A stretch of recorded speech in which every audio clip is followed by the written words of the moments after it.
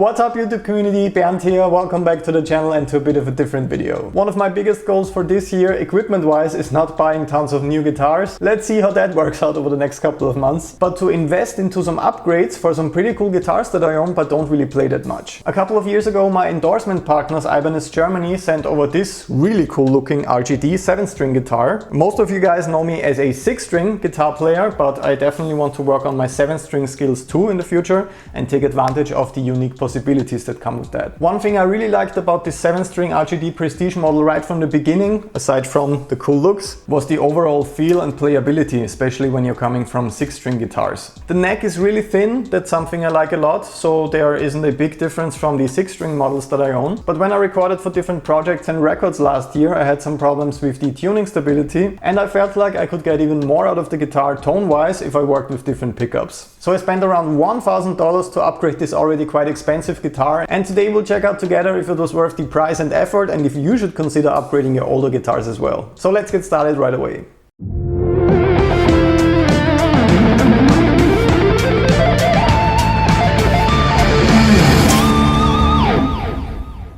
So the first thing I wanted to buy to get rid of the tuning stability issues was this Evertune bridge you can see right here. In case you haven't heard about these bridges before, the Evertune is a mechanical bridge that uses a lever and a spring for each string, and this pretty complex system keeps the guitar in tune forever once it is set up correctly. So basically you don't have to worry about your guitar going out of tune anymore. There are some different ways of working with it. You can even lock the strings completely so you won't be able to work with any string bending, for example, which feels pretty crazy.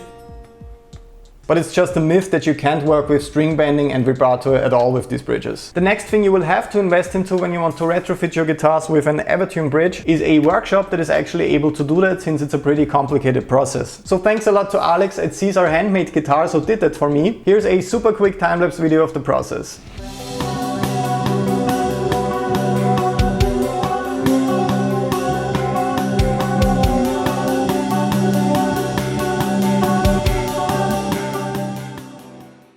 Up next I went with the Fishman Fluence Modern pickups for this guitar. I listened to a lot of comparison videos here on YouTube and basically feel like they can provide me with the clear high output metal sound that I want from this instrument. So before we look at the back-to-back comparison, let's check out the price tag so far. The Evertune 7-string bridge is around $355. Thanks a lot to Herbert and also Fabian at Evertune at this point for making a deal with me so I can test it and show it to you guys in this video. The Fishman Fluence Modern pickups came at around $220 and I paid the workshop $426 for the entire setup. Now let's check out the comparison video together and see if all that effort was worth it. Concerning the sound for this comparison, I don't want to use anything too fancy. I'm working with the really awesome Neural DSP Archetype Plini plugin, and I'm mostly just using the presets that came with this plugin since they sound really good already.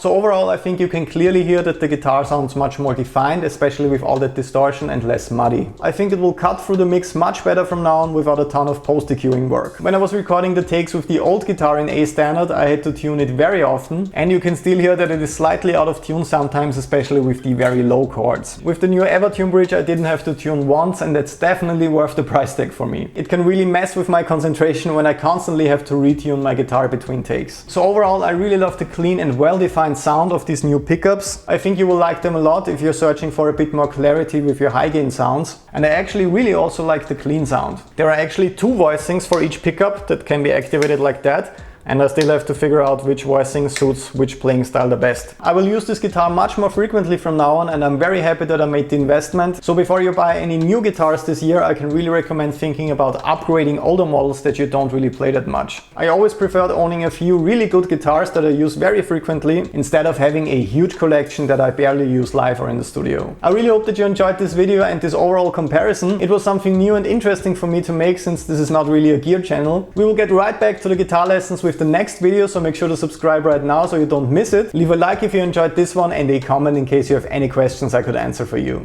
I will see you again very soon. All the best and have fun shredding until then.